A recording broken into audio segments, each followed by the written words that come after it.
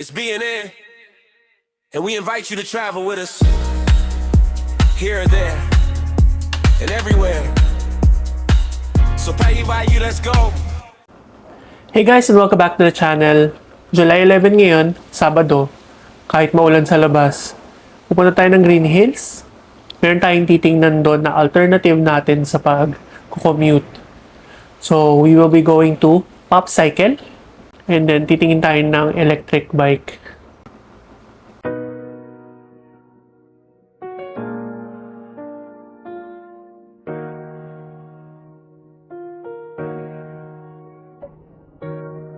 Una green, pangalawa cream, pangatlo violet.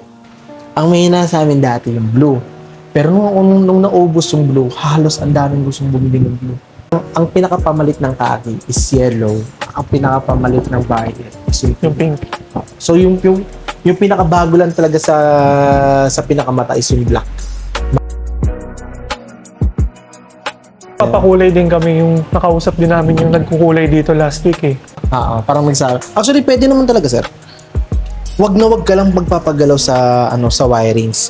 Kaya nga sabi dito daw magbabaklas. So magre-recommend ka lang ng kumbaga magbo-book ka lang na nasasabihin mo na ipapabaklas mo lahat. Siguro abutin siya ng kaya naman ng one day. Basta book mo siya ng buo talaga. Tapos ang mas okay doon, makausap mo rin yung pinaka-tech na gagawa para malaman mo kung kailan mo makukuha. Yung para hindi agad siya sumabit. Kumbaga, pabang pino-fold mo siya, walang magiging problema. So, eto, nasa left, ganyan. Yung pwede mo rin siyang i-fold.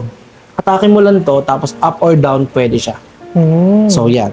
Fold, this one, fold. Yan. Nang nakaganyan siya. So, i-fold na natin. Alisin yung side stand. Best position ko dito eh. Dito po sa may likod. So, dali. Opo. Luwagan nyo to. Tapos, hatakin nyo lang to. Yan. Kapag ganyan na, buhatin nyo ng bahagya. Tapos, yung hawak dito tsaka dito. Kapag buhat nyo ng bahagya, i-left nyo to. Tapos, eto, hatakin nyo. So, pag nahatak nyo, ipapaganto nyo lang. Tapos, hatak ulit. Hanggang sa magdikit silang dalawa. Yeah. Tapos, kapag ilalapag mo siya, kung nakita nyo itong bakal na to, yan po yung pinaka-support na sa ilalim. So, yan. Yan yung pinaka-support niya. Ganito siya, pwede mo siyang, once na mag-coffee ka, mag-ano ka 7-Eleven or yung nasa gilid mo lang. All goods na yung nakaganyan eh. Para, ito kasing handlebar, kapag pinabanin nyo, maaaring tumama. Yan. But okay din siya kasi nagiging support siya. Yung pinaka niya. Yung LCD naman, baka tumama rin. Yung kaya ang ginawa namin dito, maluwag to. Pwedeng i-twist. Opo. Iikot nyo muna siya kapag ganyan. Tapos ganyan. Para hindi na siya tumama. Ipapaganto nyo siya kapag isasakay nyo sa mga sasakyan. Yung para mas compact talaga. So, ayan. Tapos yung pag-move mo sa kanya, Yung pagbumbo sa kanya, ang recommend namin nakataas ko. I-lock mo muna to. Tapos itong upuan, iaangat ninyo. Yung kaya iangat nyo itong pinaka-upuan para maging lock. Yan. Nakadiretso siya. Yan, angat nyo. Tapos i-lock ninyo to. Tapos buhatin lang ninyo to nang nakaganyan. So, yung pwede mo nang i-push pero hindi mo siya pwedeng ipa-backward. Kasi kapag pina-backward po ninyo, baka tumama to dito. Opo.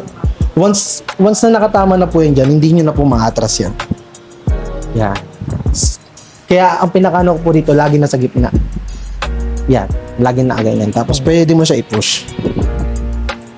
Iikot mo siya. Yan. Ikot. Yung nasa loob ka ng mall, pwede po.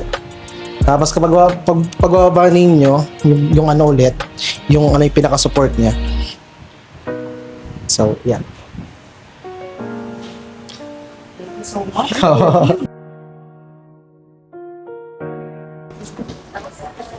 Actually, ito po ibang accessories namin. Yung iba nauubos na. Hindi pa kami hindi pa kami nakakapag-restock. So, mga helmets yan. Mga ano po, ang tawag to, mga smart helmet. May mga signal light. Mahal yan. ng lumos eh. 7.8 sir. Nasa ganon. So, may mga bike lock din. Laki talaga nitong Titan. Mga bags po. Mga stem bag.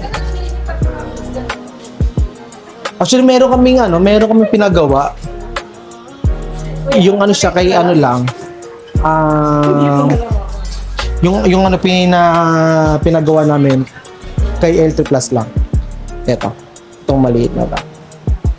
Fit lang to kay L3 Plus. Kasi may connector siya. Opo. Ngayon sa harap, di ba? Sa may likod sir, sa gilid. Sa gilid. Opo. Yung ano po dito para nakakabit siya dito.